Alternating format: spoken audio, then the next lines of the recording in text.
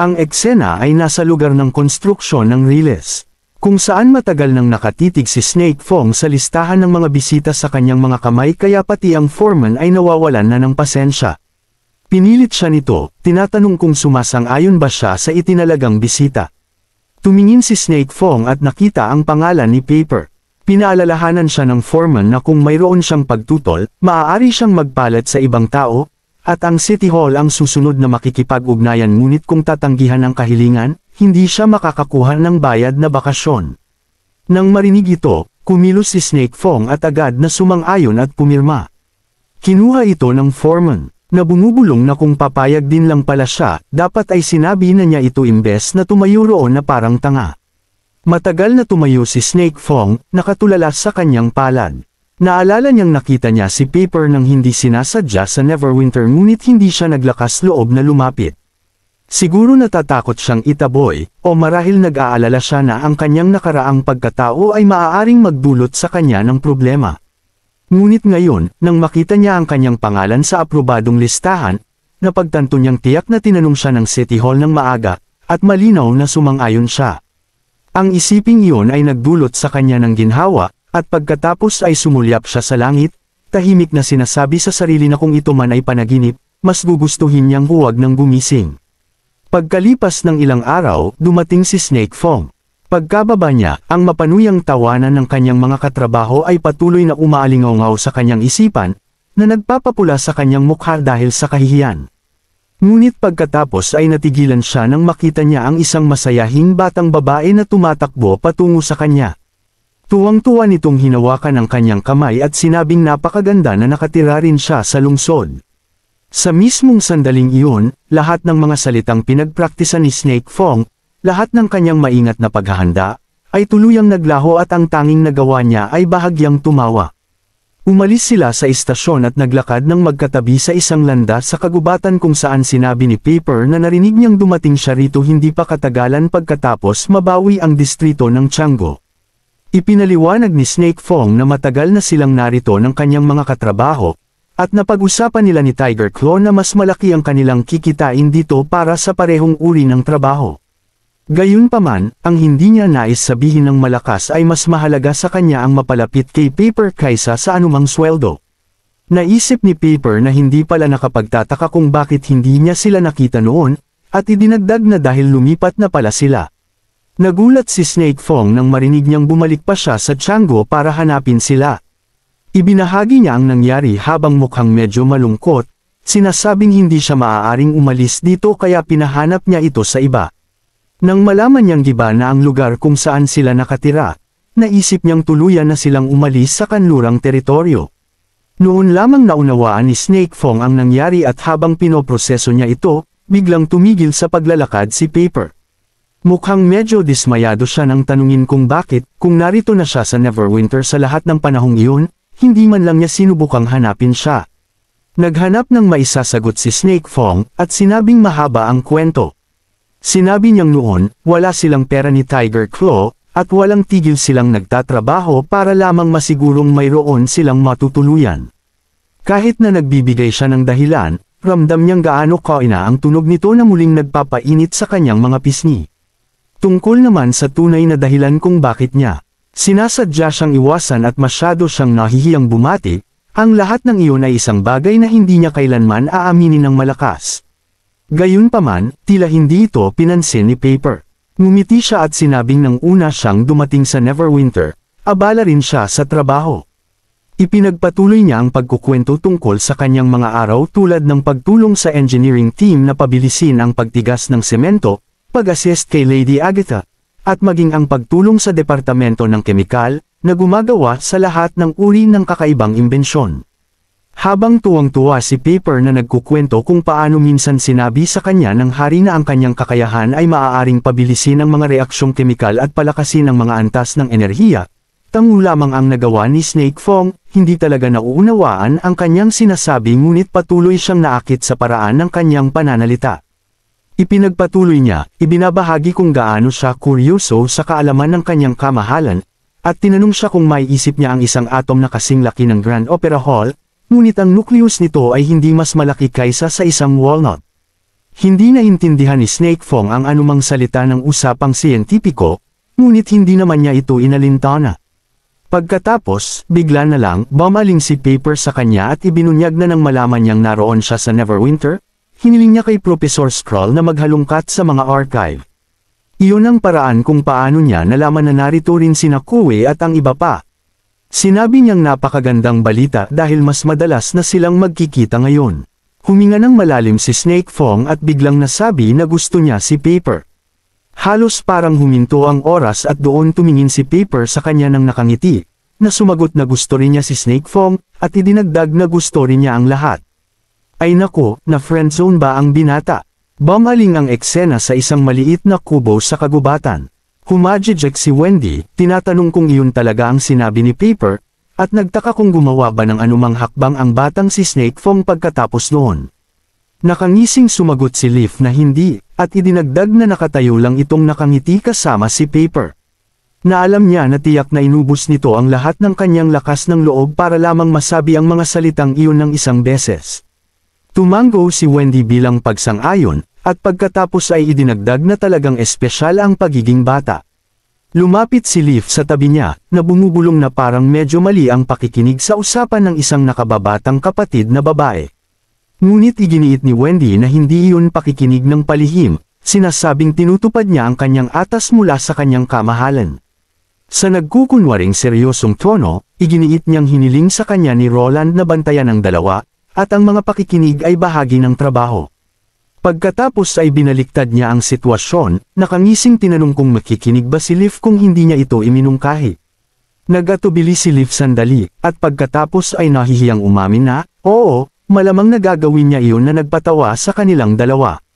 Pagkatapos ay ikinaway ni Leaf ang kanyang kamay, at isang malaking baging ang umakyat mula sa lupa, dahan-daang iniangat silang dalawa sa itaas. Namangha si Wendy sa tanawin habang muling pinaganya ni Leaf ang kanyang kapangyarihan, lumilikha ng mga upuan at isang mesa para sa tsaa mula sa mga baging habang naghahanda rin ng ilang inumin. Kinuha ni Wendy ang isang tasa at inamoy ito, tinatanong kung gawang bahay ito. Kinumpirma ni Leaf, sinasabing gumamit siya ng hamog sa umaga, pulot, at alak ng tubo, na may kaunting halong hindi pa lubos na bumukad na mga bulaklak ng hasmin. Inamin niyang hindi ito kasing elegante ng mga inuming chaos ngunit makakagawa siya ng mas marami hanggat gusto niya. Pinuri siya ni Wendy, namamangha kung gaano lumakas ang mga kakayahan ni Leaf at pagkatapos ay sinabi niyang mabuti na lamang at nakakagawa siya ng mas marami hanggat gusto niya. Sinabi niya kung paano tinatawag ng lahat si Anna na isang henyo na bihira sa isang siglo, ngunit sa palagay niya ay hindi rin naman nahuhuli si Leaf. Sa katunayan, kung bibigyan ng sapat na panahon, naniniwala si Wendy na balang araw ay makokontrol ni Leaf ang bawat kagubatan sa mundo, na ang kanyang kamalayan ay umaabot sa buong kontinente. Ngunit umiling si Leaf, ipinapaliwanag na sa kasalukuyan niyang bilis, walang paraan para makamit niya iyon at idinagdag niyang kahit ang pagsasanib lamang sa isang kagubatang ito ay aabutin ng halos 10 taon. Sa oras na tuluyan na siyang umalis sa lugar na ito, pabiro niyang sinabi, malamang na matanda na siya. Hindi lubos na sumang-ayon si Wendy at naalala niya kung paano minsan sinabi ni Agatha na ang mga mangkukulam na mas malakas na mahika ay madalas na may kasamang mas malakas na katawan at mas mahabang buhay.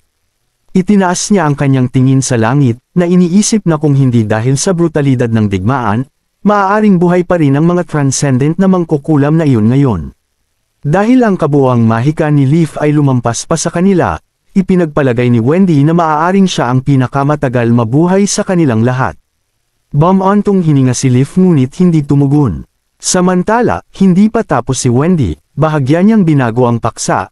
Itinuturo na ang hitsura ay tila nauugnay din sa antas ng mahika ng isang tao. Binanggit niya na ayon kay Pasha at sa iba pang mga mangkukulam ng Tekira, sinasabing si Akali, na isa sa nangungunang 3 upuan, ay nakamamanghang maganda. Pagkatapos, bumaling upang pagmasdan ng mabuti si Leaf, sinabi ni Wendy na may nagbago sa kanya. Kung ilalarawan niya ito, sabi niya, parang nanunood ng isang diwata sa kagubatan na lumalabas mula sa mga anino, elegante, malambot, at medyo hindi totoo.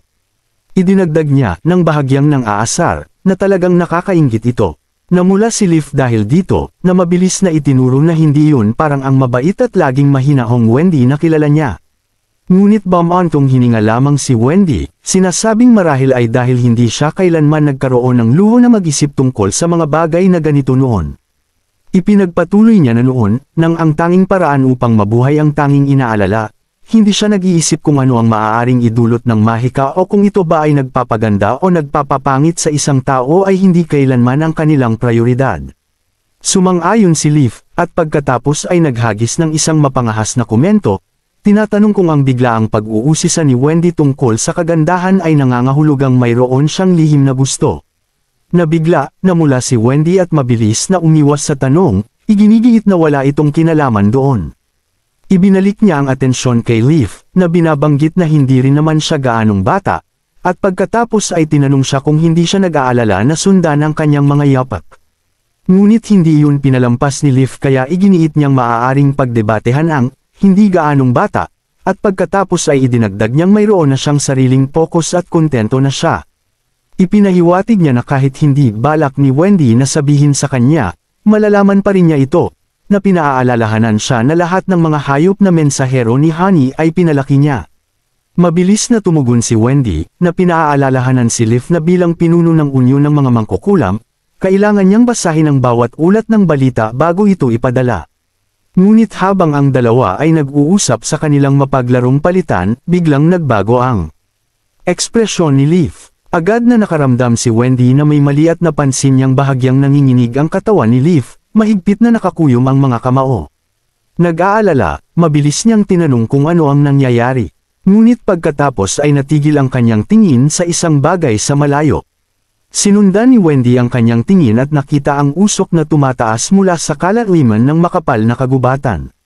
Muling tinanong ni Wendy kung may sunog, ngunit blanko lamang ang tingin ni Leaf, hindi tumutugon. Pagkatapos tawagin siya ng ilang beses, sa wakas ay nakuha ni Wendy ang kanyang atensyon. Nagbalik sa sarili si Leaf at ipinaliwanag na ang itim na usok ay lampas sa saklaw ng kanyang pagsasanib at hindi niya masabi kung ano ang nangyayari sa lugar na iyon. Itinuro ni Wendy na kung talagang sunog iyon, kailangan nilang pigilan itong kumalat. Si Leaf, na mukhang mapotla at natataranta, ay nauutol na nagsabing naiintindihan niya. Pagkatapos, hinimok si Wendy na makipagkita sa iba pa, at nagpatawag siya ng makakapal na baging upang ianggat silang dalawa. Nagbabala siya na kapag nagsimula na ang mga emergency protocol, maaaring magkagulo ang kampo. Ibig sabihin, mas mahihirapang umalis mamaya. Si Wendy, na halatang nag-aalala, ay nagtanong kung kakayanin niyang mag-isa ang mga bagay-bagay. Si Leaf ay ngumiti ng nanginginig at tiniyak sa kanya na alam niya ang gagawin. Pagkatapos nito, naglaho siya sa kagubatan. Habang papalapit siya sa usok, itinuon ni Leaf ang kanyang pansin sa mga bulong ng kagubatan at napansin niya kung paano ang mga bagay-bagay.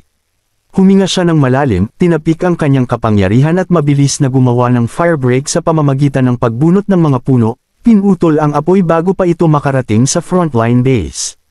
Sa command center, niripaso ni Edith ang intel at iminungkahi na maaaring distraction lamang ang sunog. Nagtaka si Axe kung ang tunay na layunin ng kaaway ay putulin ang kanilang mga linya ng supply, ngunit itinuro ni Edith ang mapa, na nangangatwirang malamang na hindi iyon kayang gawin ng mga demonyo. Ang ruta mula sa mga guho ng Tekira hanggang sa hilagang dulo ng kagubatan ay umaabot ng mahigit 500 kilometro. Pagkatapos ay tinanong niya ang lahat kung gaano karaming pulang usok ang kailangan ng demonyo upang magtayo ng ambush sa pamamagitan ng paglalakad ng buong layo hanggang dito. Pagkatapos ay bumaling siya kay Phyllis, idinagdag na dapat mas alam ito ng mga veterano ng Tekira. Kinumpirma ito ni Phyllis na nagsasabing kung walang pagtatayo ng mga bloodline o pagtatayo ng mga forward base, ang mga demonyo ay hindi makakahawak ng ganoong kahabang harapan. Batay sa mga nakaraang engkwentro, naniniwala siyang 500 tropa ang malamang na kanilang limitasyon. Napansin ni Edith na ang terminal ng kagubatan ay isang mabigat na pinatibay na outpost, halos isang maliit. Nakuta, idinagdag na matagal nang nakita ni Kamahalan Haring Roland ang senaryong ito, at kung may sunog man na sumiklab, si Leaf ang gagawa ng ligtas na buffer zone. Ang firebreak na iyon ay magsisilbing natural na shooting range na walang takip o silungan. Sinumang demonyong susugod ay babarilan ng mga depensa ng bunker at sa tingin niya ay walang tsansa ang 500 demonyo. Idinagdag ni Furlan na kahit na paano pa man makalusot ang mga demonyo sa kagubatan ng walang supply. Ang pagsisimula ng sunog ay magbubunyag lamang sa kanila. Sumingit si Agatha, na itinuro na walang nakita si Sylvie, Lightning, Maggie na paggalaw ng demonyo. Kung nagpaplano silang salakayin ang Station 1, huli na ang lahat. Doon na pinaalalahanan ni Edith ang lahat na kung nakahanap ang mga demonyo ng paraan upang diin ang kanilang surveillance o marahil ay nagpakalat sila ng ilang bagong uri ng armas. Nagbabala siya na ang isang distraction ay hindi laging kailangang mangyari sa tradisyonal na paraan. Si Axe ang unang nakahula nito na nagsasabing ang ibig niyang sabihin ay Station 0, hindi ito ibinasura ni Edith. Dahil ang lahat ng kanilang surveillance ay nakatuon sa railway front. Sumang-ayon si Axe ngunit napansin na kung mas malayo ang kaaway sa front lines, mas kaunti ang mapapadala nilang puwersa. Pagkatapos ay itinuro niya ang mapa, na nagmumungkahi na kapag ligtas nang nakabalik si Kamahalan Ana, ang Black River Unit 1 ay dapat dumiretso sa Station 0, habang inutusan niya ang Unit 2 na magpatrolya sa pagitan ng Station 0 at Station 1, pagkatapos ay hayaan ang natitirang mga tropa na manatili sa lugar at itaas ang kanilang alert status. Nang isang antas hanggang sa maalis ang alarma, sumaludo ang sundalo at umalis upang isagawa ang utos.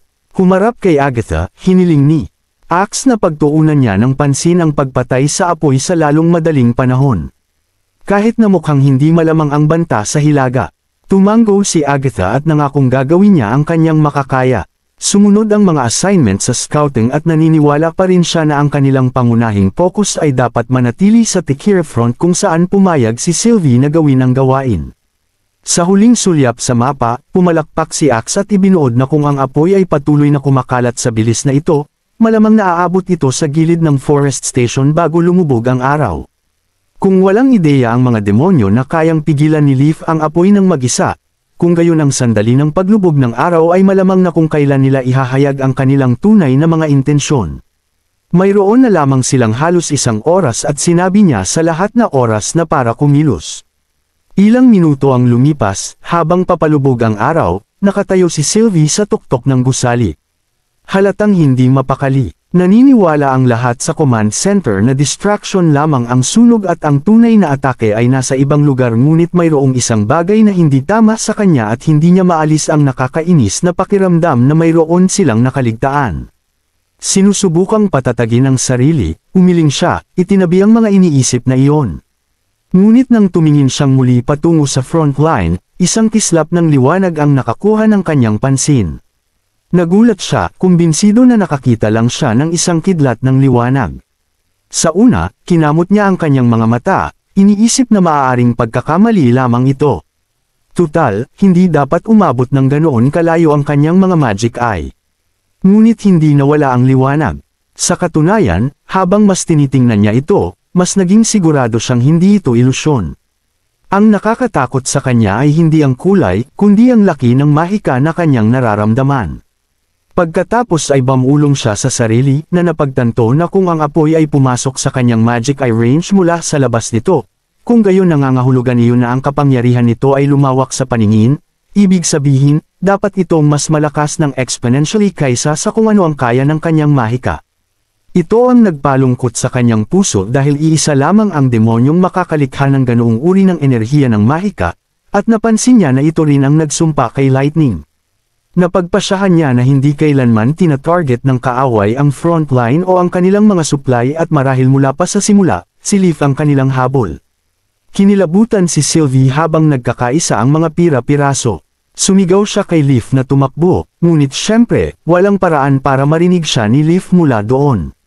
Nang hindi nag-aaksaya ng isa pang segundo, umikot siya at tumakbo patungo sa underground command room. Pagpasok niya ng biglaan, sinigawan niya si Furlan na tawagan agad si Leaf at sabihin sa kanya na umalis. Dinampot ni Furlan ang telepono at tinanong kung saan niya gustong umalis si Leaf. Sinabi ni Sylvie, na hinihingal pa rin, na hindi mahalaga, basta kasing layo ng terminal hanggat maaari. Humarap sa kanya ang lahat ng tanungin ni Edith kung ano ang nakita niya. Sumagot si Sylvie na mali silang lahat. Ang demonyo ay habol si Leaf at ipinaliwanag niya na kapag kontrolado ni Leaf ang kagubatan, ang kanyang isip ay kailangang ganap na sumabay dito, na iniiwan siyang espiritual na mahina. Sino mang may kakayahang sumubaybay sa enerhiya ng mahika ay maaaring makita siya. Sinabi niya na pain lamang ang sunog at ang lahat ay humantong sa eksaktong sandaling ito. Nakatingin ng hindi makapaniwala si Edith. Tinanong kung paano nararamdaman ni Sylvie ang isang demonyo mula sa napakalayo. Ipinaliwanag ni Sylvie na dahil napakalaki ng mahika ng demonyo. Samantala, sinubukan ni Furlan na manatiling umaasa, iginiit na napakalakas ni Lady Leaf na naniniwalang kung isang mataas na ranggong demonyo lamang ang namumuno sa isang buong hukbo, hindi siya madaling masasaktan nito. Ngunit hindi sumang-ayon si Sylvie na nagsasabing kung nagpa siya ang kaaway sa planong ito, hindi nila ito gagawin ng walang backup at naniniwala siyang dapat mayroon pang iba. Samantala, hindi pa rin nakakakontak ang telepono. Patuloy na tumatawag si Furlan, paulit-ulit. Tumayo si Edith at inutusan siyang subukan ang mga terminal station ng direkta. Inutusan din niya ang pinakamalapit na First Army Station na kontaken si Leaf at maghanda na agad magpadala ng reinforcements. Habang kumikilos ang silid, dali-daling bumalik si Sylvie sa rooftop. Pagdating niya roon, tumungala siya at nakita ang isang bagay na nahuhulog mula sa langit. Sa ibang lugar, huminga ng maluwag si Leaf, iniisip na tapos na ang trabaho. Nakapaglinis na siya ng isang kahabaan ng mga puno upang lumikha ng firebreak. Matibay ang plano ngunit nang tingnan niya ang mga tuyot na puno ay nagkaroon siya ng kakaibang pakiramdam. Ipinagkibit balikat ito, sinubukan niyang manatiling nakatuon. Nang tumungala siya, isang madilim na usok ang paparating patungo sa kanya nang may sumigaw na boses upang umiwas siya. Agad siyang tumugon at mabilis na sumanib sa mga puno. Ngunit huli na, lumapag ang demonyo, itinaas ang isang kamay, at nagpakawala ng isang bugzo ng mahika na nagpalipad sa kanya. Malakas siyang bumagsak sa lupa at umubo ng dugo. Tumungala siya at nakita ang isang nakakatakot na anyong tao na demonyo at agad niyang nakilala ito bilang isang magic slayer. Ang demonyo pagkatapos ay lumikha pa ng mas maraming mahika at sumugod patungo sa kanya. Ngunit nang dumating na ang kawalan ng pag-asa, isang malaking espada ang bumagsak, humaharang sa atake. Dumating si Ash, nagpakawala ng isang malakas na suntok na nagtulak sa demonyo paatros. Humakbang siya, nagpahayag na kung gusto ng demonyo ng laban, siya ang makakalaban nito. Nagulat si Leaf dahil akala niya ay nakabalik na si Ash sa Neverwinter kasama si Prinsesa Tilly. Inamin ni Ash na iyon ang plano, ngunit may kakaiba sa apoy kaya nanatili siya, para makasiguro. Napagtanto ni Leaf na si Ash pala ang nagsabi sa kanya kanina na umiwas. Habang nakatitig ang dalawa sa demonyo, tinanong ni Ash kung ito ba ang parehong uri ng Magic Slayer na nakalaban na nila noon. Tumanggo si Leaf ngunit sinabi niyang mas malakas ang isang ito. Sumang-ayon si Ash, sinasabing kahit hindi siya manalo, lalabanan niya ito hanggang dumating ang tulong. Tahimik na nakatayo roon ang demonyo, pagkatapos ay tinawag si Ash na pambihira. Nagulat silang dalawa nang marinig ang demonyo na nagsasalita ng kanilang wika. Ngumisi ang demonyo, sinasabing ang pag-aaral ang pundasyon ng ebolusyon. Kinutya niya sila sa pagkabigla, idinagdag na daan-daang taon na ang nakalipas ay nagpabago sa lahat maliban sa kanila, sinasabing kumakapit pa rin sila sa mga lumang pangalan tulad ng mga demonyo, na tinawag niyang kaawa-awa. Sumigaw si Ash, hinihingi na malaman kung ano ang ibig niyang sabihin. Ngunit hindi sumagot ang demonyo at sa halip, itinaas niya ang kanyang kamay at umatake muli. Ibinaba ni Ash ang kanyang espada at hiniwa ang atake ng kalaban. Gayunpaman, narinig niyang bumulalas ng matinis na sigaw si Leaf mula sa likuran, mabilis siyang lumingon at sakto namang nakita si Leaf na umaangat sa lupa dahil sa isang bugzo ng hangin na nagpatigil sa kanyang puso nang makita ang kakayahan ng demonyo na tumagos. Pagkatapos ay tinanong niya kung bakit hindi gumagana ang kanyang Judgment Stone. Humigpit ang hawak niya sa espada, pagkatapos ay sumugod siya, umatake muli, ngunit naharang ng demonyo ang kanyang atake gamit ang isang kamay habang ang isa niyang kamay ay muling umunat patungo kay Leaf. Sa wakas ay napagtanto ni Ash na si Leaf ang target niya mula pa sa simula. Itinaboy ng demonyo si Ash, hindi man lang siya pinansin. Ang buo niyang atensyon ay nakatuon kay Leaf. Nakita ni Leaf na sumusugod ang demonyo patungo sa kanya, sinubukan niyang gamitin ang kanyang kakayahan ngunit mas mabilis ang demonyo. At biglang isa pang masamang bagyo ng hangin ang bumagsak sa kanya sa lupa. Naisip ni Asha sa bilis na ito, hindi niya maaabutan sa oras upang pigilan ang nakamamatay na atake ng demonyo. Pinilit niyang alalahanin ang bawat hirap ng pagsasanay na pinagdaanan niya sa paglipas ng mga taon, ngunit hindi pa rin ito sapat. Sinabi niya na kailangan niyang maging mas mabilis pa. Bigla, sumiklab ang isang bagyo ng pulang enerhiya sa paligid niya. Sumugod siya pasulong ng sumugod ang demonyo kay Leaf. Sa huling segundo, lumitaw ang malabong figure ni Ash, hinaharang ang atake gamit ang kanyang espada na bumabagsak. Itinaas ng demonyo ang parehong braso upang harangin, ngunit ang impact ay nagpatalsak sa kanya ng ilang metro paatros.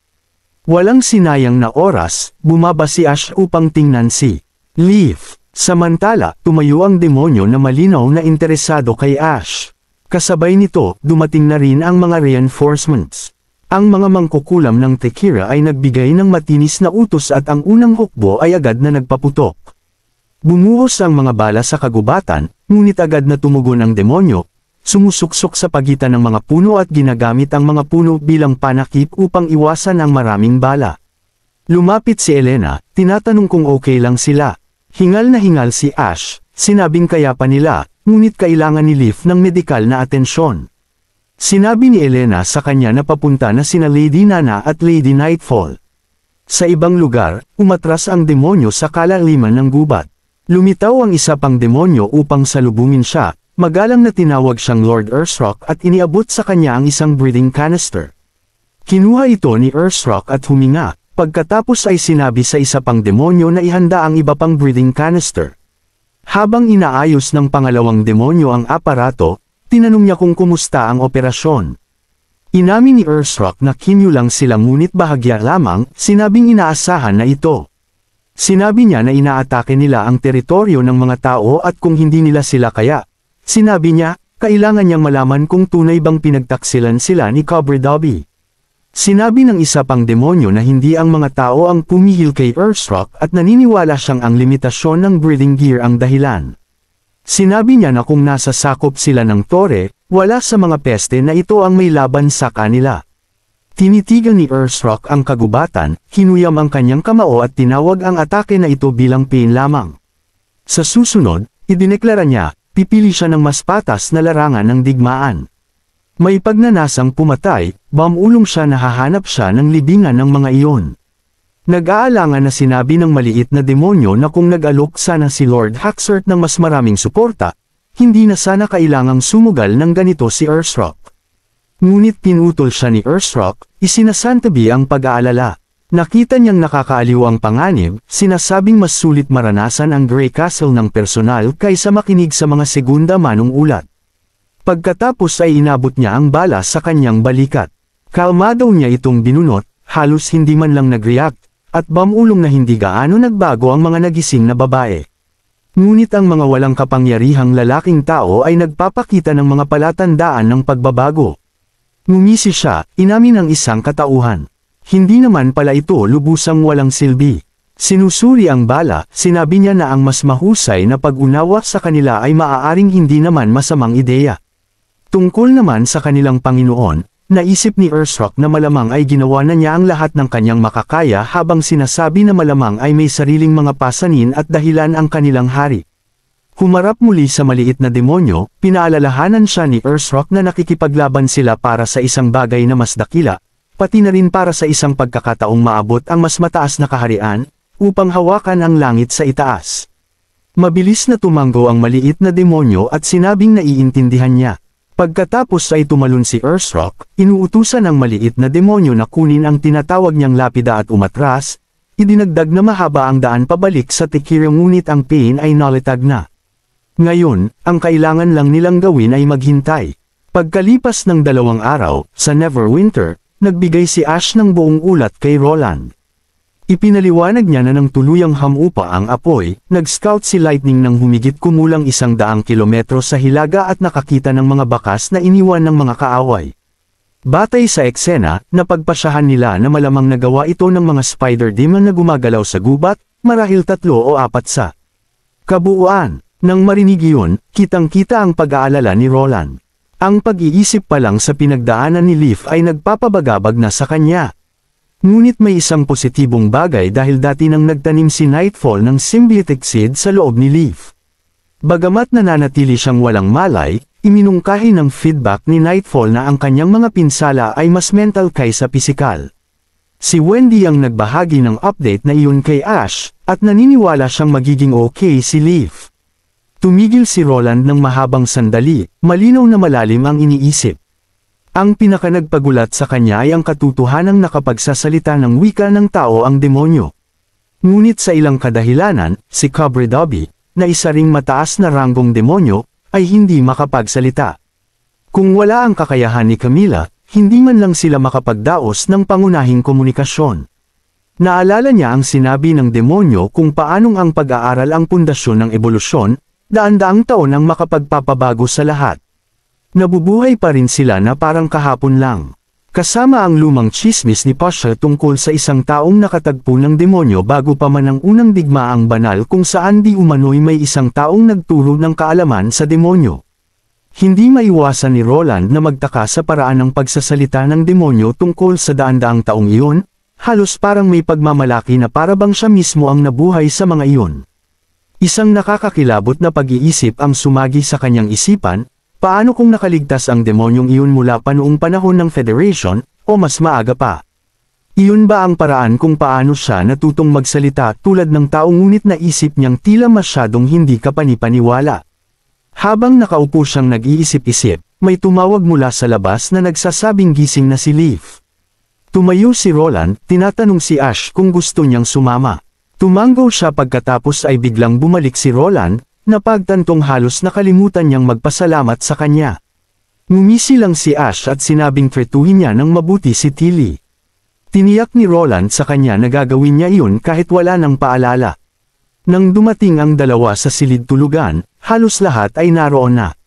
Nakaupo si Leaf sa headboard, mukhang mapotla at pagod, ngunit nagawa pa ring magbigay ng mahinang ngiti habang sinasabi kay Roland na huwag mag-alala. Alam niyang malayo pa siya sa paggaling, ngunit ang makita siyang gising ay sapat na sa ngayon. Sinabi niya sa kanya na ipinaliwanag na ni Ash ang lahat. Ang tanging trabaho niya ngayon ay magpahinga. Tungkol sa kanyang mga pinsala, ipinangako ni Roland na hahanap siya ng paraan upang pagalingin ang mga ito. Ngunit may ibang plano si Leaf at humiling na bumalik sa front line. Agad na tinawag ni Nightingale ang kanyang pangalan bilang protesta. Kalmadong ipinaliwanag ni Leaf na alam niya ang iniisip ng lahat ngunit nangatwiran na ang paghiga sa kama ay walang mababago. Kung siya man ay nasa Neverwinter o sa kalaliman ng gubat, ang sumpa ay hindi basta mawawala ng mag-isa kaya nangatwiran siyang walang pagkakaiba ang pagpapahinga. Sinubukang makipagtalo ni Wendy, ngunit marahang pinutol siya ni Leaf. Hanggat nananatili siya sa gubat, mananatili ang linya ng komunikasyon sa pagitan ng dalawang lugar. Hindi pa babayaan ang mga experimental field, at makakatulong pa rin siya sa paglilipat ng mga supply. Naisip niyang na mas kapaki-pakinabang ang papel na iyon. Ngumiti siya kay Wendy at tiniyak dito na sa pagkakataong ito, kung may kakaiba siyang maramdaman a-address siya agad. Tumahimik ang silid, at si Roland ay bumantong hininga ng malalim, pagkatapos ng ilang sandali ay sumang-ayon siya sa kahilingan ni Leaf. Ngunit mayroon lamang isang kondisyon hanggat hindi pa napapabagsak ang demonyong iyon, hindi siya dapat kumilos ng mag-isa. Pagkatapos, bumaling siya kay Ash at tinanong kung handa siyang bantayan si Leaf sa panahong ito. Nagpalitan ng tingin si Ash at Tilly, pagkatapos ay tumango at tiniyak sa kanya na ipagkatiwala na ito sa kanya. Maya-maya, pagkaalis ng lahat, dumaan si Ash sa silid ni Tilly. Agad na nagtanong si Tilly kung naiintindihan niya ang tunay na ibig sabihin ni Roland sa pagbabantay. Nagkunwaring walang malay si Ash, na sinasabing literal ang pagkaintindi niya rito, na didaykit siya kay Leaf na parang isang tagapag-alaga. Ngumisi siya ng nakakaloko at idinagdag na karaniwan ng nagiging pahirap ang pang-araw-araw na buhay dahil sa mga pinsala. Napahiya si Tilly kaya napatawa si Ash. Pagkatapos, lamambot ang kanyang tinig at tiniyak dito na alam niya mismo kung ano ang inaasahan. Malamang na gusto ni Roland na gamitin niya ang kanyang natatanging pagiging sensitibo sa mga pagbabago ng mahika bilang maagang babala, katulad ng paraan kung paano niya dating natukoy si Tilly noon. Ikinross ni Tilly ang kanyang mga braso at bumantong hininga na hindi siya isang demonyo. Muling tumawa si Ash, naalala ang kanilang unang pagkikita, kung paano rin siya agad napansin ni Tilly. Nang makitang tunay na naiinis si Tilly, dali-dali niyang nilinaw na isa lamang itong halimbawa. Tutal, siya ay nakipaglaban na sa isang Magic Slayer. Pagkatapos ay tinanong siya ni Tilly kung ano ang gagawin niya kapag tumunog na ang babala. Na casual na sinagot ni Ash na, syempre, magtitipon sila ng reinforcements at sama-samang pababagsakin ang kalaban. Mukhang nagdududa si Tilly kaya ipinaliwanag ni Ash na hindi siya katulad ni Lorca, na sumusugod sa bawat kalaban para lamang sa thrill. Hanggat hindi napuputol ang daloy ng mahika kay Leaf, makakatawid siya sa kagubatan sa ilang segundo.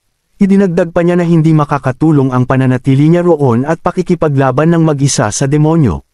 Sa wakas ay napanatag si Tilly, lumapit si Ash, nakangiti, at nagbiro na mananatili muna siya ng matagal.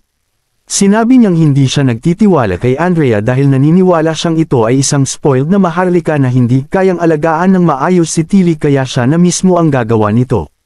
Namula si Tilly at mabilis na umiwas ng tingin. Pagkatapos ng ilang hakbang, huminto siya at inamin na talagang masaya siya na nailigtas ni Ash si Leaf. Pakiramdam niya ay sayang lang kung gagamitin ni Ash ang kanyang lakas para protektahan lang siya. Bagamat palaging sinasabi ni Ash na ang pagbabalik sa Slumbering Island ang pinakaligtas na pagpipilian, nahahalata ni Tilly na gusto niya talaga rito. Tinanong siya ni Tilly kung tama ba siya, idinagdag pa niya nang may pang-asar ng ngiti na mas madalas nang ngumiti si Ash ngayon. Nang marinig ito, inabot ni Ash ang kanyang pisngi at nagtatakang kung totoo ba ito. Nagpatuloy si Tilly, sinasabing noong nasa Slumbering Island pa sila, halos hindi ngumingiti si Ash at parang naghihintay na makipaglaban anumang oras. Napansin niya kung paano natatakot sa kanya ang mga bagong mangkukulam at tanging ang isang taong simple ang puso tulad ni Maggie ang nang ahas na makipaglaro sa kanya. Pagkatapos ay muli siyang sinulyapan ni Tilly at tinukso na hindi lamang naging sikat si Ash sa unyon ng mga mangkukulam, ngunit mayroon pa siyang isang tagahanga. Natigilan si Ash at alam niyang si Lorca ang tinutukoy ni Tilly. Dali-dali niyang nilinaw na magkaibigan lamang sila. Magka-sparring partner lamang, wala nang iba pa. Ngumiti lamang si Tilly, sinasabing gusto niya ang bersyon na ito ni Ash, ngunit nagbabala na hindi ito nangangahulugang mayroon siyang libreng lisensya na kumilos ng padalos-dalos. Napakamot sa ulo si Ash at sa wakas ay mukhang nasiyahan na si Tilly.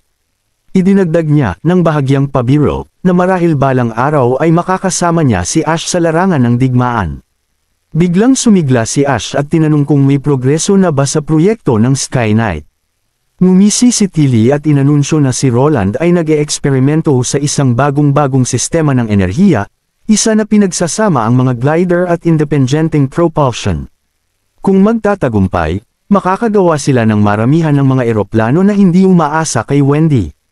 Kuminang ang kanyang mga mata habang sinasabi niyang ang una ay ginagawa para lamang sa kanya.